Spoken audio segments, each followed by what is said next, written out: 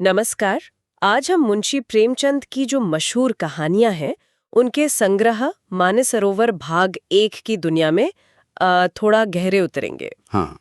हमारे पास देखिए संग्रह के कुछ अंश हैं, सारांश है, और कोशिश यही रहेगी कि इन कहानियों के पीछे जो प्रेमचंद का नजरिया है, उनका अंदाज और वो सामाजिक सच्चाइयां, उनको समझे जो आज भी हमें सोचने पर मजबूर करती हैं। बिल्कुल। और कमाल यह है कि ये कहानियां हैं तो करीब 100 साल पुरानी। हाँ, मतलब 1980 से 1920 के बीच की। बिल्कुल। लेकिन उनकी जो चुभन है, वो सच्चाई, हाँ, वो आज भी महसूस होती है। देखते हैं क्यों। तो मानसरोवर भाग 1, इसमें कुल 22 कहानियां हैं हम्म। और अक्सर बात होती है प्रेमचंद के यथार्थवाद की। ये है क्या असल में? उनके लिखने में इसका मतलब क्या था? देखिए, यथार्थवाद का मतलब उस जमाने में जो एक किताबी, थोड़ी रोमानी दुनिया चलती थी कहानियों में, अच्छा। प्रेमचंद उससे हटे। हाँ। उन्होंने असल जिंदगी दिखानी शुरू की। ताओ। गरीबी, जात पात का झगड़ा, हाँ, आम इंसान के जो रोज के मसले हैं, हाँ, हाँ। उनकी उलझने, वो सब कुछ जैसा था वैसा सामने रखा।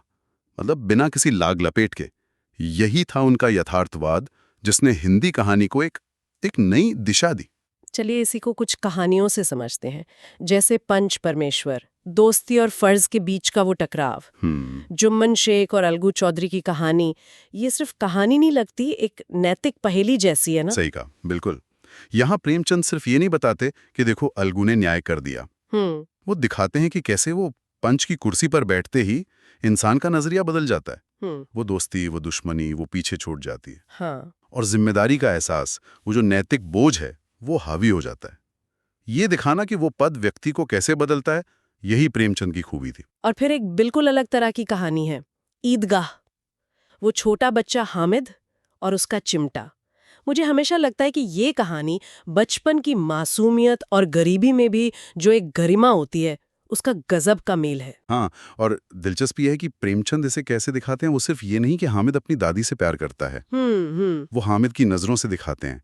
उसकी जो बाल सुलभ सोच है, उससे वो चिमटा एक मामूली चीज नहीं रहता। सही बात है। वो दादी के लिए उसकी फिक्र, उसकी जिम्मेदारी, उसका प्रतीक बन जाता है। बच्चे की नजर से कहानी कहकर वो उसके त्याग को और भी असरदार बना देते हैं। लेकिन प्रेमचंद का यथार्थवाद सिर्फ अच्छी या मासूम चीजें ही नहीं दिखाता। कफन जैसी कहानी, वो तो झकझोर देती है। घीसू और माधव अपनी ही बहू या पत्नी के कफन के पैसों से शराब पी जाना, ये समझना मुश्किल है। बिल्कुल। कफन में प्रेमचंद यथार्थवाद को उसकी, आप कह सकते हैं, कड़वी इंतहा तक ले जाते हैं। हाँ। ये सिर्फ गरीबी या आलस की कहानी नहीं है। ये इस बात की तरफ इशारा है कि कैसे कैसे लगातार की तंगी और समाज की जो बेरुखी है, वो इंसान से उसकी बुनियादी इंसानियत तक छीन सकती है। उनका वो व्यवहार, वो समाज की उस सड़ांत पर उंगली रखता है जो ऐसे हालात पैदा करती है। ये पढ़ने वाले को बहुत असहज करता है। और शायद यही प्रेमचंद का मकसद भी था, उस क्रूर सच्चाई को सीधे सीधे दिखाना।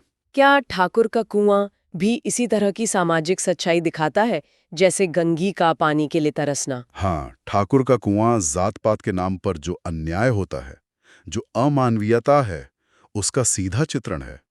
पानी जैसी बुनियादी जरूरत, उसके लिए गंगी का संघर्ष, उस वक्त के समाज की कड़वी हकीकत थी। तो अगर कफन गरीबी की मार से निकली असंवेदनशीलता दिखाती है, अच्छा। तो ठाकुर का कुआं वो सामाजिक ढांचे की क्रूरता को सामने लाती है।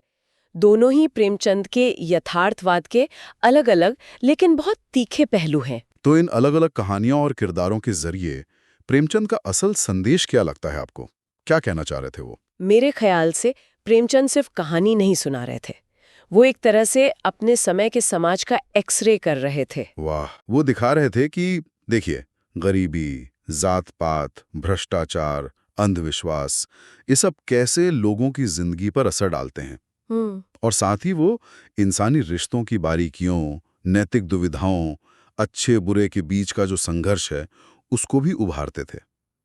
उनकी कहानियां एक आईने की तरह थीं। सही। समाज को उसकी असली सूरत दिखाती थी और पढ़ने वाले को सोचने पर मजबूर करती थी। और उनकी वो सीधी साधी बोलचाल की भाषा, उसे किरदार और जीवंत लगते थे। तो कुल मिलाकर ये कहानियां सिर्फ अपने समय का दस्तावेज नहीं है, बल्कि आज भी हमें कुछ सोचने को कहती है ना? बिल्कुल। प्रेमचंद ने जिन सामाजिक बुराइयों पर या इंसानी कमजोरियों पर सवाल उठाए थे, क्या वो आज खत्म हो गई हैं? शायद नहीं। शायद नहीं। और इसीलिए ये कहानियां आज भी उतनी ही प्रासंगिक हैं। ये हमें अपने आसपास देखने का और शायद अपने अंदर भी झांकने का मौका देती हैं। हाँ, इसी सवाल के साथ आज की चर्चा यहीं रोकते हैं। इस पर सोचिएगा जरूर। धन्यवाद। धन्यवाद।